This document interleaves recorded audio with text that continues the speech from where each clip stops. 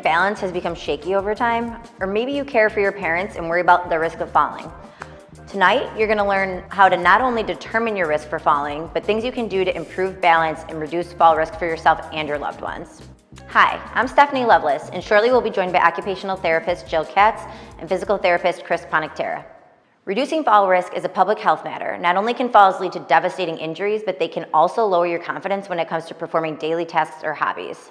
In fact, the CDC has published statistics that shed light on how serious falls are in the United States. A few worth noting: falls account for 95% of hip fractures and are the most common cause of traumatic brain injuries. Studies have found that a fall that leads to a hip fracture can result in a 24% mortality rate. And with over 3 million older adults treated in the ER for fall injuries each year, it's important to apply what you learn here tonight so you can prevent falls for yourself and those you care most about. Here's the thing: most falls are preventable. The first step is identifying your or a loved one's risk. And that's where we'll start tonight: how to determine your fall risk. Don't forget to drop your questions in the comments so we can address them during our live Q&A following the program. To kick us off, Jill and Chris will work us through a timed up and go, or TUG test, and what it means for your mobility, balance, and fall risk. Hi, I'm Jill Katz, occupational therapist. And I'm Chris Ponichtera, physical therapist. And tonight we'll discuss what balance is and how its systems work, what happens to balance as we age, and factors that lead to falls, as well as a test to determine if you're at risk of falling, exercises to improve balance and get you started. Awesome, thanks Chris. So anyone above the age of 65 is automatically going to be at a higher fall risk. 1 in 3 adults over the age of 65 fall each year. Out of those 1 in 3 adults that fall, it doubles their chances of another fall. Fall rate increases as we age, so that fall risk doubles every 5 to 6 years after the age of 50. When we start to see that downward spiral after a fall, it starts to lead to that inactivity and fear of falling, which then is going to result in a decreased strength, decreased range of motion, decreased balance, which is all going to lead to a lack of independence. So now I'm going to talk about a good balance assessment, and it's called the timed up and go test, or the TUG test. Really, the purpose of this is to test our fall risk, and the only thing that we need is a chair with arms and a 10-foot measurement straight in front of us. So Jill here is going to undertake the test. I'm going to have her stand up, walk 10 feet down the line, nice and safely.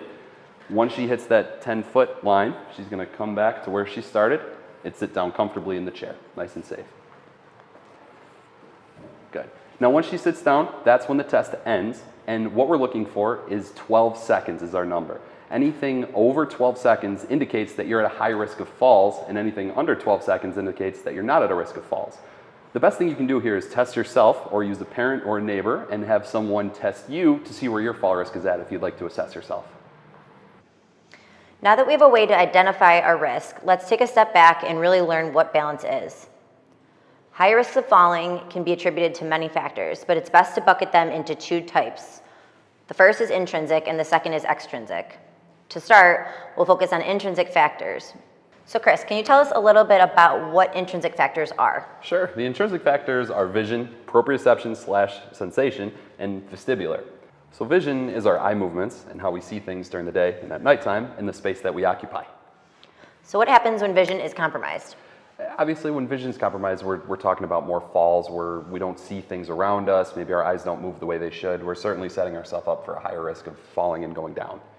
And does that risk increase with age? It certainly does, yeah. And as we age, our eyes tend to get a little bit worse, and that would contribute to how we move. Okay, awesome. Are there some exercises that people can utilize to kind of rectify that or prevent, injury in the future? Yeah, of course. The VOR exercise is the most common one that we use, and it's probably the most simple one that we use.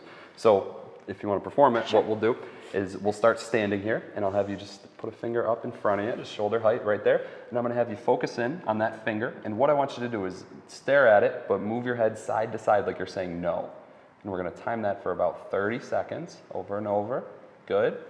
The other part of it would be, instead of going no, you could go in a yes direction as opposed to that. Testing the same idea, and you're working on those eye movements that help us kind of focus on our surroundings a little bit better.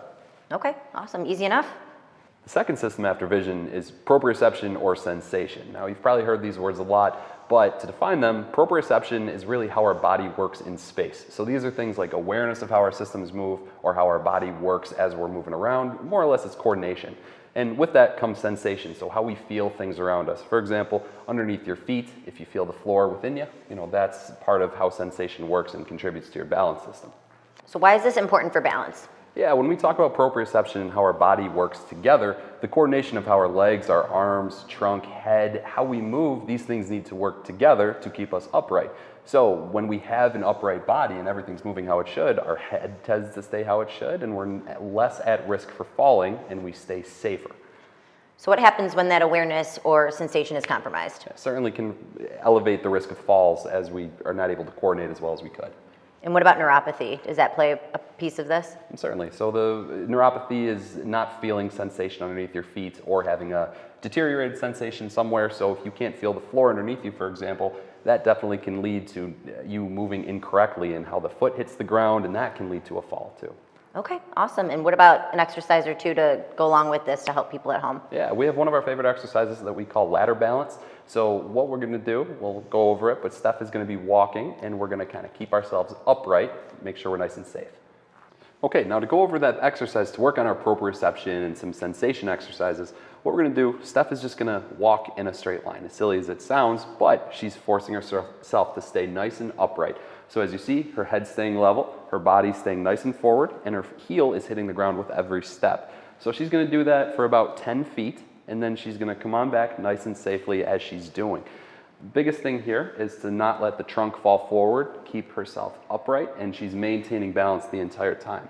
Now, if you struggle with balance, what might be easier here is to use your assistive device. So whether that be a cane or a walker, whatever you tend to use more of, make it more natural to you. You can always progress this, but to start, use your assistive device that you're most comfortable with. Okay, so we can use an assistive device for modifying downward. What about if you want to increase the difficulty a little bit? Yeah, certainly. So what Steph could do, she could elevate her foot, so she could raise her foot higher off the ground, hold that in the air for a second or two, still maintaining that form that we were looking at before, heel to the ground, and then land with the rest of the foot, staying upright, not letting her trunk fall forward, all these same principles we were using just a moment ago. So she can increase the speed as long as she feels comfortable with it, and she's being safe first and foremost. Great. Thanks, Chris. Welcome. The final system that we'll talk about tonight is our vestibular system. So how the vestibular system works is it's a system of crystals and fluid. So crystals sit within the fluid, within your inner ear, that go through canals. When the fluid acts as it should and it moves nice and easy through the inner ear, your balance system and your vestibular system tends to work a little bit better. Anytime that the fluid is off track or the crystals aren't in the places they should be, the whole system tends to deteriorate, and that leads to a lot of different issues, such as headaches, even beyond falls. But certainly the risk of falls is elevated when the vestibular system isn't in a good condition. So can you give us some examples of when balance is compromised due to the vestibular arena? Yeah, certainly. So when the vestibular system isn't working as it should, we tend to feel a little bit more off-centered. So we talked about coordination before, but if the vestibular system isn't working as it should, we tend to be a little bit more out of it. We tend to not walk in as straight of line as we should, and that's due to how those crystals move in the ear. So that's when we see a little bit of either BPPV or vertigo or just general dizziness? Yeah, common diagnoses like those. That's one of the more common things that we deal with. But the dizziness is one of the most common symptoms that can also lead to a fall. Okay, awesome. And is there anything people can do to rectify this or improve it if they're having issues with dizziness at home? More commonly with the dizziness, you should seek out a physical therapist or medical help just to be extra safe, and because you really do need specific positions to reset those crystals, and they can go back to where they're supposed to be to reset the whole system. Okay. So now that we've talked about vision, proprioception, and vestibular, let's see how they can all work together. Yeah, so when they all work together, that means that we're upright, and the risk of falling is certainly lower than what it's been. So when things work nice and harmoniously, we don't have any risk of going down. Awesome. And what's the importance of strength in this and kind of the role it plays in balance overall? Yeah, strength is kind of the unsung hero in this whole thing, where it's the ability to keep us upright comes from a lot of the muscles in our core, in our legs, and even our foot and ankle. So how the muscles interact with each other definitely contributes to keeping us more safe during the day. What's a general kind of good strength exercise that people can use to gauge, the fall risk, but also their strength in general? Yeah, so always trying to keep it functional with what we do. The easiest thing we can do is a sit to stand, and we can make progressions off of that. So the easiest thing that we can do is if you just grab a chair from the house, preferably one with arms, and all you want to do is just go into that comfortable sitting position, then feet shoulder width apart, nice and easy. Stand up tall from the chair, catch your balance when you're standing, and then come back down nice and easy like that. Good. The progression from that would be if Steph stands up, and then all you would do would go into a nice and easy squat that's comfortable for you. Go as low as you can go comfortably and come back up and try it again. Go down nice and easy. Perfect. And again, making sure that we're not falling too forward or that we're off balance, anything like that. The final way that we can work on strength is to combine it with what we did before. So using that squat that you just did so well, we can go into the squat and lift the leg up with that to hold our balance up. So try with the right leg, good, repeat the squat, and then try it with the left leg again. Great, so that progression is a super easy progression you can do in your house to help you with strength that's functional for balance as well. Yeah, and certainly easy to modify if you're wanting to play it safe and using the chair, practicing that sit to stand, or gradually build that strength back up into the squat and also the squat with the leg lift. So how many reps and sets would you recommend for these? Generally, when I'm talking strength, I like 2 sets of 10 reps, especially for something like what we just did. My recommendation would be to master the sit to stand first before you advance too much. Once you feel like you got a good hold on that, again, 2 sets of 10 of the squat. Once you feel good with that and you feel nice and comfortable that you're not going to fall, that's when you progress that to the legs that we threw in there too. And how would you say that the progression helps overall as opposed to just going 0 to 60 with these exercises? Yeah, because it's like anything else. You don't want to do too much too soon. So we always want to build up from the ground. Think about it. You want to crawl before you can walk. So you want to make sure everything flows nice and easy through the whole exercise progression. Okay.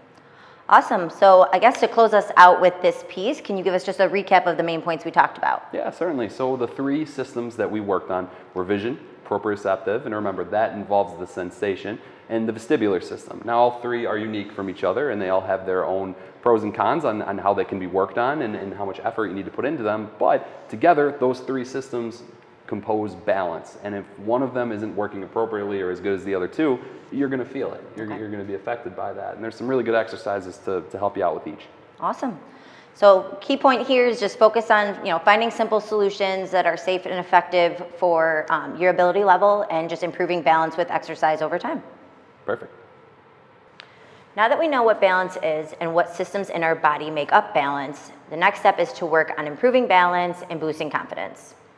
As you're looking around your house, it's a good idea to start thinking about how to make your environment safer, especially for you or loved ones who may have a higher risk of falling. Flipping to the other side of the coin, we have extrinsic factors, which Jill's going to talk a little bit more about. So Jill, what are extrinsic factors? So extrinsic factors are any kind of factor from the outside. So that's going to be anything in your environment that might interfere with how or why you're able to do something. So Jill, what are the top extrinsic factors? So inside of the home, our top factors that we're going to be looking at are going to be throw rugs, cords, poor lighting, and carrying objects. So most of our falls happen within the home. So 6 out of 10 falls happen in the home, and that's because we're most comfortable there. So our guard's going to be down, we might be moving a little bit faster than usual, maybe we're kind of leaning on something to try to grab something from a top shelf, or maybe standing on a wobbly chair. So our guard is definitely going to be down a little bit more. So we tend to notice that we see more falls with some of those more everyday tasks. So we're going to kind of get into what are some of those and how do we, what can we do to help either improve them or change them in order to make your home safer. So the first one that we're going to talk about is going to be throw rugs. So ideally, I would tell everyone to just throw them out. But throw out the throw rug. Exactly. But I understand not everyone is going to want to do that. So that's okay. There are safer ways to turn throw rugs. So a good option is to get a non-skid mat for underneath, or they have like non-skid tape that you can put on the floor under the rug, something that's just going to make it a little more stable so it doesn't get caught on your foot or on a walker or cane. And then the next big one is cords. So having loose cords all over the place, a lot of, that causes a big tripping hazard. So with those, I would definitely recommend trying to coil up as many of those as possible. If, that's maybe not something that you want to do, maybe even hiring an electrician to add a few more outlets. So that's going to help, make it so that those cords don't have to be all over the place. Or keeping them even closer to the walls as opposed to, running through the center of a room. Exactly. So that third most common area that we see as a tripping hazard in the house is going to be with poor lighting. So a lot of times people in the middle of the night, if they have to get up and go to the bathroom, they don't want to turn on the lights, or maybe you don't even want to reach for your glasses. So 20% of falls that happen in the house, those happen in the middle of the night. I know I'm guilty of it. I think if I keep my eyes somewhat closed, or if I have to go to the bathroom, then, maybe I'll stay asleep. Yeah, right. So I know I'm guilty of that. So with that, a great thing would be to have some night lights that kind of light up that passage from the bed to the bathroom. If you maybe don't want to plug up all your outlets with night lights, they do make motion censored outlet covers that have lights that light up. That's nice. Yeah. So that's a great option. And of course, grab your glasses as well. So that last thing that we see is when people are carrying too many objects in their hands. So whether it's, you are trying to go from the car to your kitchen with all of your grocery bags, or, maybe your laundry is in the basement or upstairs, or, that you have to be carrying that bag up and down, or that basket up and down. So some great options for that are to, of course, take more trips. So not trying to carry everything in one go. Always have, one hand free to hold onto railings. A good option for laundry would be to have something that you can wear over your shoulder. Sure. Something that's just going to help free up your hands that you can hold on for external support. And how does carrying objects in general, obviously we all are trying to be efficient and get things done quicker, but how does that impact balance overall? Absolutely. So anytime you're going to be carrying something, that's going to shift where that center of gravity is. So that's going to shift, how you can walk, where you're focusing on. So that really does increase that risk of a fall. Okay. So what about some exercises that can help with balance overall and also navigating some of these barriers that we see way too commonly? Yeah. That's a great question. So a big one that I like to use a lot is going to be a forward kind of mini lunge. Sure. So what we're doing with this is we're working on increasing leg strength, but another big positive to it is that most of those falls are going to be falling forward or stumbling forward, and then right. We go down from there. Yeah. So that this kind of exercise is going to help strengthen your legs, but it's also going to help strengthen it in that kind of same pattern, so that it's going to help it so that if you do start to tumble, this might help you catch yourself a little bit better. So what you're going to do, and Steph's going to demonstrate for us.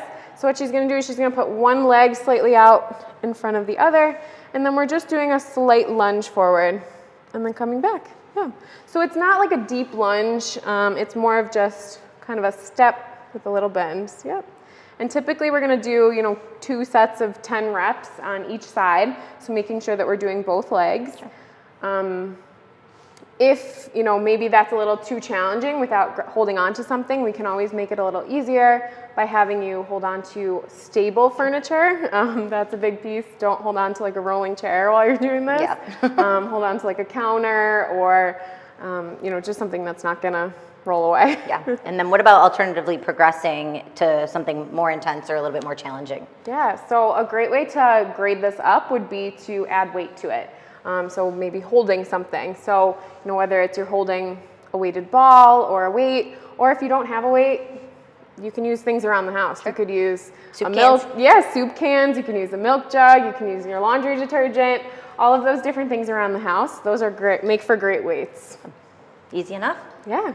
So that was a lot of great information. Let's talk about some key takeaways for our viewers at home, starting with why extrinsic factors contribute to falls. So our environment, having your environment around you shifts your focus, which then in turn can decrease your balance, which can really increase that risk of falls. Yeah. And what would you say is kind of the natural body reaction when someone's slipping or stumbling? So that initial reaction is going to be to reach forward and try to catch yourself. So the body has a natural reaction to kind of tense up when you're slipping or stumbling. And why would you say that is, and what is people's kind of reaction usually? So typically that reaction is going to be, like you said, to tense up and reach out. So that's, depending on what's around you as well, that could increase your risk of falling, hitting your head. or even worse. So making sure that you're aware of your surroundings if you are a fall risk. Really trying to kind of tuck and roll the best you can if you do start to notice that you're going down. Is going to be the safest way to fall. Yeah, and we know from our experience, obviously, people have a fear of falling, and even more so when they've had a previous fall. So it's almost the anxiety of it happening before it does, and kind of losing that focus and balance, causing the fall as well. Yeah.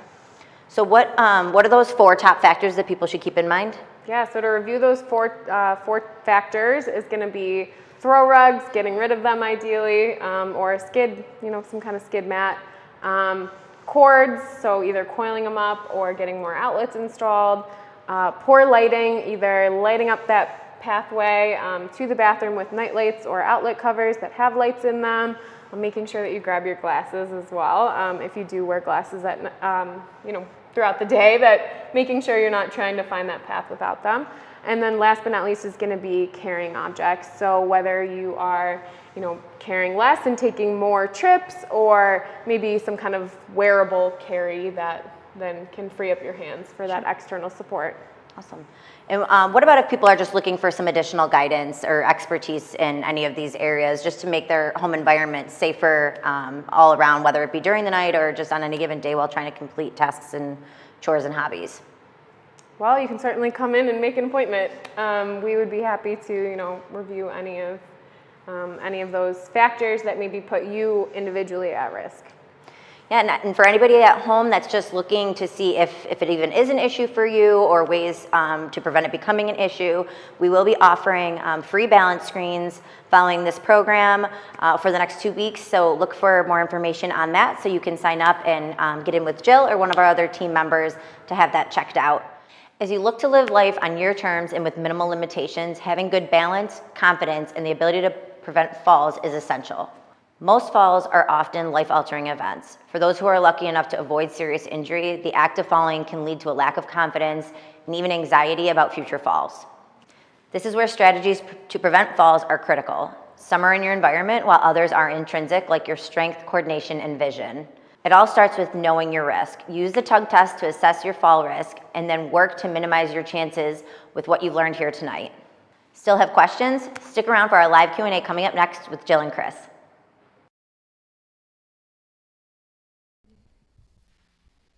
All right, welcome to our live Q&A. Before we jump in with Jill and Chris, we did want to just make an announcement that for anybody looking for a little bit more guidance or one-on-one attention, we will be offering free balance at 3 of our locations between now and May 5th. So look for that information coming in an email to you tomorrow. We'll get started. Jill, do you have any exercises to help balance when changing walking directions, like 90 or 180 degree angle turns? Yes, so like I mentioned a little bit before, that front stepping motion is going to be great, but we can also add a little bit of rotation to that. So we can add a front step, we can step to the side, which is going to mimic that 90 degree, and then we can even add that step towards the back, which is going to be that 180 degree as well. And you can really practice it a couple times each side, each direction, 2 sets of 10. If you don't feel safe doing it without external support, then hold on to something stable like a counter, something that's not going to roll away from you. Good advice.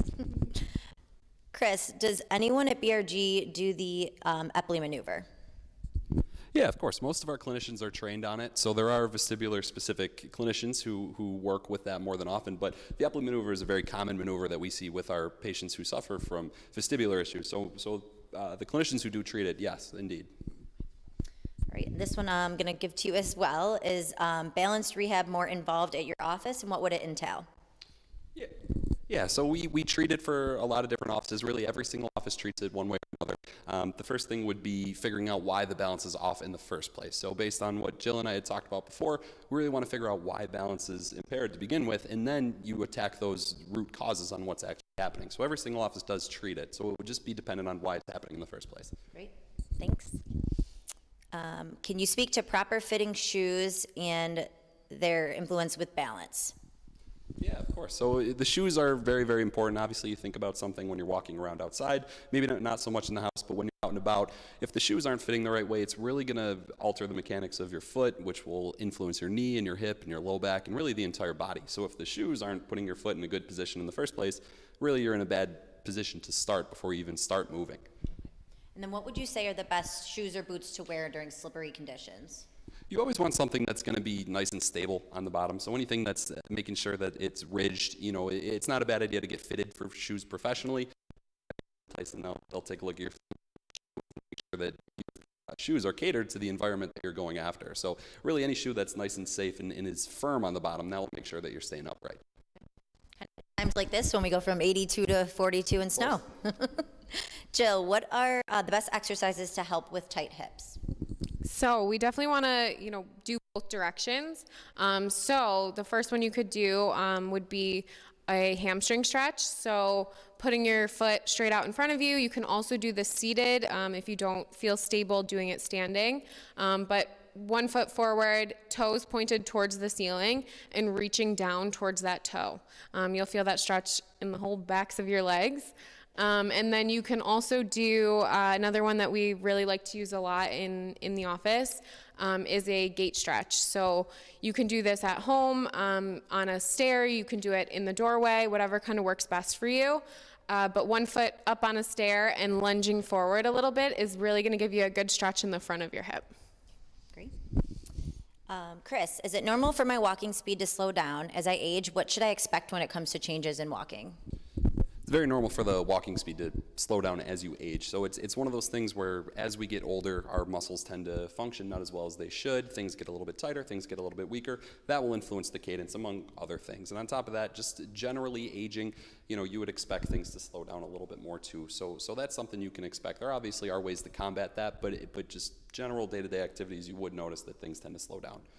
Awesome, great. So definitely normal, nothing to be alarmed about, and always more tips there if you're looking for additional assistance.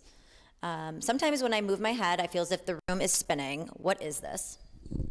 So there's a lot of reasons why that could be happening, but BPPV is a very specific type of vertigo.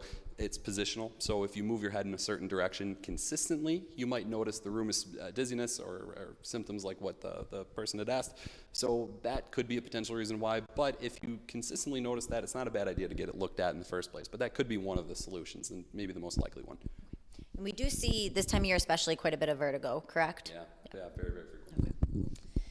Okay, and I don't understand why my balance is getting worse. What could be causing this? A lot of reasons why, among any of those that Jill and I spoke about before.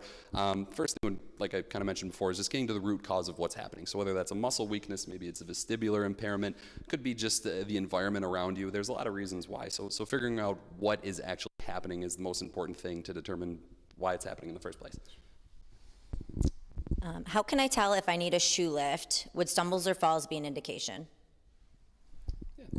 So the shoe lift is one of those things. It's like how the shoe actually fits. You want to make sure that your shoe is in the most advantageous position to help your foot, the rest of your body move. So if you need a heel lift, we see that a lot with people maybe who have suffered from plantar fasciitis in the past. Different things like that, different foot mechanics, heel lifts. But again, if you get your foot looked at by a professional, they'll be able to certainly hook you up with the right orthotic if needed. Okay, awesome.